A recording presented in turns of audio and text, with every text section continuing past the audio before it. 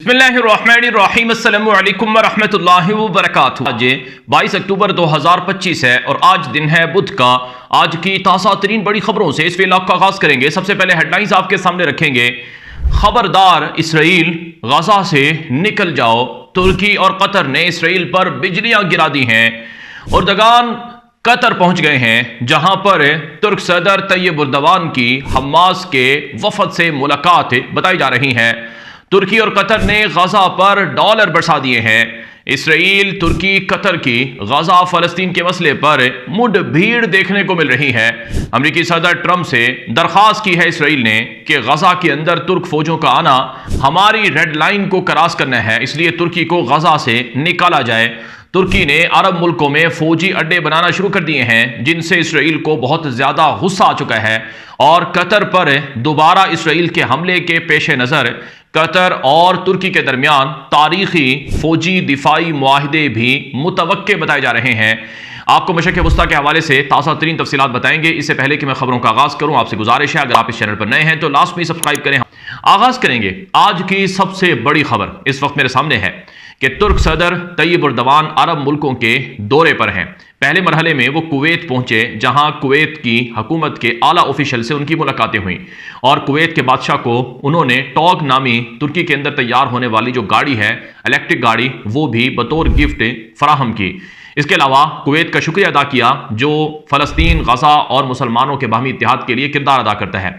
Kuwait और तुर्की के दरमियान 4 मुख्तलिफ तरह के शोबों में मुआहदे भी हुए हैं। अरबों डॉलर की सरमायाकारी कुवैत ने तुर्की के अंदर करने का ऐलान किया। याद रहे, कुवैत आलम इस्लाम का एक बड़ा अमीर तरीन मुल्क है और अमूमन फ़लस्तीन और गजा के मसले में भी दिल खोल कर पैसे खर्च करता है। तुर्क सदर तैयब उर्दवान ने कुवैती हुकूमत का शुक्रिया अदा किया कि वो गजा की तामीर नौ में हिस्सा लेंगे और गजा के मसले पर, फ़लस्तीन के मसले पर वो एक मुश्तरका मौक़िफ़ के साथ खड़े हुए हैं। अगले मरहले में तुर्क सदर तैयब उर्दवान कतर पहुंचे और आज जब मैं वीडियो रिकॉर्ड कर रहा हूं, इस वक्त की अपडेट्स ये हैं कि वो कतर के अंदर मौजूद हैं और कतर के बादशाह तमीम बिन हमद सानी से और दीगर आला ऑफिशियल से उनकी मुख्तलिफ तरह की मुलाकातें मुतवक्के बताई जा रही हैं।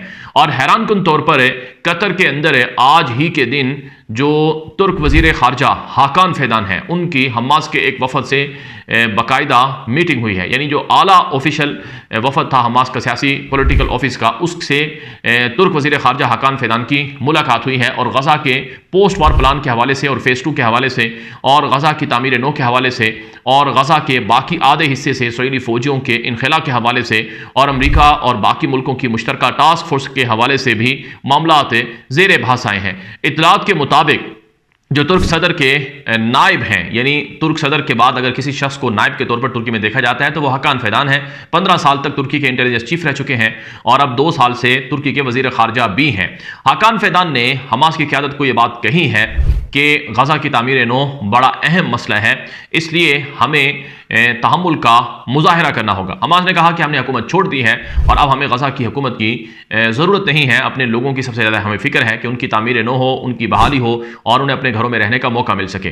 तो एक तो ये बड़ी डेवलपमेंट देखी गई है। दूसरा, कतर और तुर्की के दरमियान मुश्तरका फौजी नौयत के मुआहदे देखे जा रहे हैं। 24 यूरो फाइटर जेट्स हैं जो कि कतर तुर्की को फराहम करेगा। याद रहे, कतर के पास बहुत पैसा है।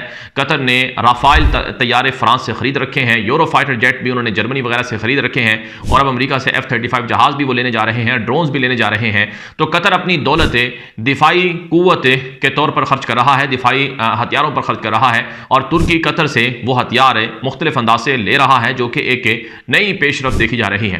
फिर कतर के अंदर एक फौजी अड्डा है तुर्की का, जिसे तारक बिन ज़याद के नाम से मौसूम किया गया था, उसको मजीद बढ़ाने का ऐलान किया गया है। और आज की खबर यह भी है कि तुर्की और कतर की फौजों की मुश्तरका ट्रेनिंग और बाहमी जो मशकें हैं वो भी देखी गई हैं।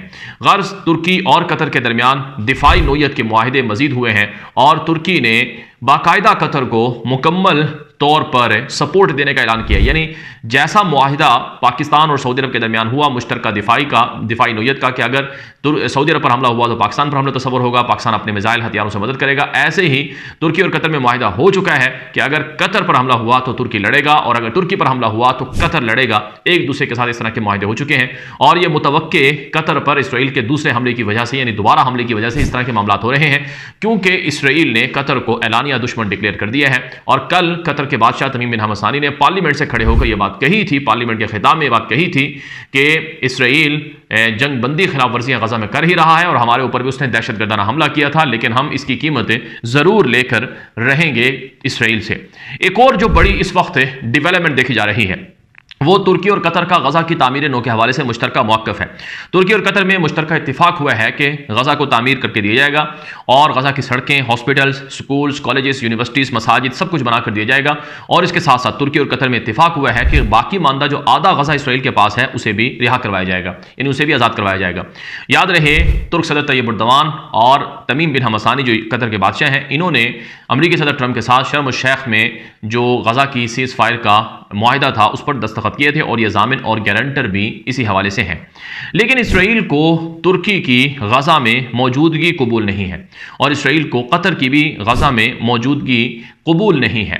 چنانچہ اسرائیل ہایوم جو کہ اسرائیل کا مشہور میڈیا نیٹ ورک ہے، اس کی رپورٹ میرے سامنے ہے جس میں لکھا گیا ہے کہ Netanyahu draws red line no Turkish troops in Gaza. یہ نیتن یاہو نے ریڈ لائن کھینچ دی ہے کہ ترکی کا کوئی فوجی غزہ میں نہیں آ سکتا ہے۔ اس حوالے سے جو تفصیلی مضمون ہے اس کا میں خلاصہ آپ کے سامنے رکھوں گا، جس میں یہ بات کہی گئی ہے کہ ترکی کا غزہ میں آنا یہ کسی بھی صورت اسرائیل کو قبول نہیں ہے، اور جو امدادی سرگرمیوں کے نام پر ترکی غزہ میں آیا ہوا ہے یہ بھی قبول نہیں ہے۔ اور اس حوالے سے امریکی صدر ٹرمپ سے درخواست کی ہے، اور ٹرمپ کو یہ بات سمجھائی ہے اسرائیل کے وزیر اعظم نے اور حکومت نے کہ ہمیں ترکی اور قطر کے بڑھتے ہوئے اثر نفوذ پر تشویش ہے۔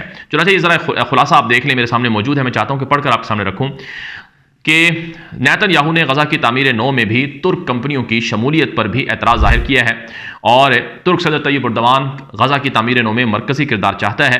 امریکی حکام کے ساتھ اس پہلو پر طویل بات چیت ہوئی ہے، جے ڈی وینس کے ساتھ، امریکی نائب صدر کے ساتھ، اسرائیلی حکام کے حوالے سے۔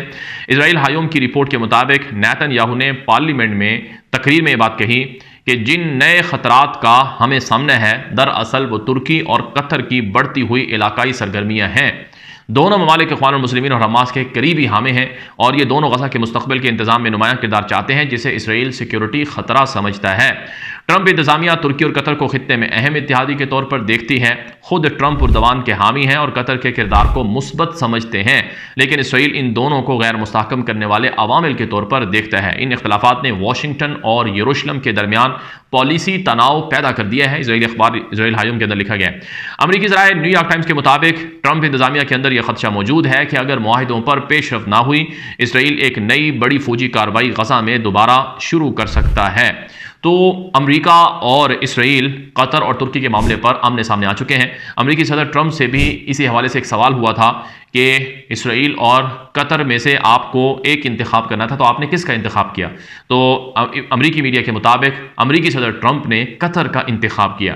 اسرائیل کا کیوں انتخاب نہیں کیا؟ کیونکہ اسرائیل دودھ دینے والی گائے نہیں ہے، اور قطر کا اس لیے انتخاب کیا کہ قطر کے پاس بہت دولت ہے، اور قطر کی دولت ٹرمپ کو بڑا فائدہ پہنچا سکتی ہے، اور ٹرمپ خود ایک تاجر آدمی ہے، وہ منافع کا سودا کرتا ہے، گھاٹے کا سودا کرنا وہ نہیں چاہتا ہے۔ تو بہرحال اب ترکی یہ کہہ رہا ہے کہ قطر اور ترکی دونوں کہہ رہے ہیں کہ ہم غزہ کو تعمیر کریں گے، اور باقی ماندہ آدھا غزہ اسرائیل کو چھوڑنا ہوگا، پورا غزہ خالی کرنا ہوگا، اور فلسطین بھی خالی کرنا ہوگا۔ اسرائیل کہہ رہا ہے کہ قطر اور ترکی تم غزہ سے نکلو، ہمیں مت سناؤ، تم یہاں سے نکلو، تمہارا یہاں پر کردار نہیں ہونا چاہیے۔ تو اس معاملے پر اب بہت شدید اختلافات دیکھنے کو مل رہے ہیں۔ اسی حوالے سے آج کی ایک اور بڑی خبر یہ آ رہی ہے کہ ترکی کے مشرق وسطیٰ میں بڑھتے ہوئے خطرے سے پہلے ہی اسرائیل پریشان ہے، کیونکہ شام میں ترک فوجیں آ چکی ہیں، اور قبرص جسے ناردرن سائپرس کہا جاتا ہے وہاں پر ترکی کی فوجیں بڑی تعداد میں جمع ہیں، جس کو اسرائیل اپنے لیے خطرہ مانتا ہے۔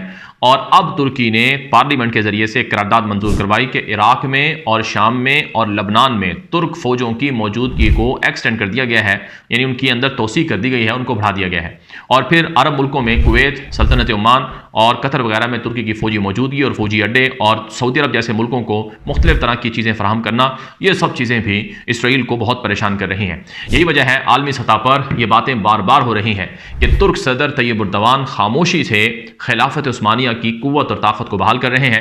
ظاہراً خلافت عثمانیہ کا نام نہیں ہے، لیکن حقیقتاً وہی رول پلے کیا جا رہا ہے جو خلافت عثمانیہ کے دور میں مختلف ملکوں اور علاقوں میں خطے کی طاقت کے طور پر خلافت عثمانیہ کا کردار ہوتا تھا۔ کیا اسرائیل اور ترکی کے درمیان، کیا اسرائیل اور قطر کے درمیان غزہ اور فلسطین کے مسئلے پر جنگ ہو سکتی ہے؟ اس حوالے سے آپ کی کیا رائے ہے؟ آپ اپنی رائے کامنٹ کر سکتے ہیں، واٹس ایپ کر سکتے ہیں۔ اب تک کے لیے اتنا ہی اجازت دیجیے۔ السلام علیکم ورحمۃ اللہ وبرکاتہ۔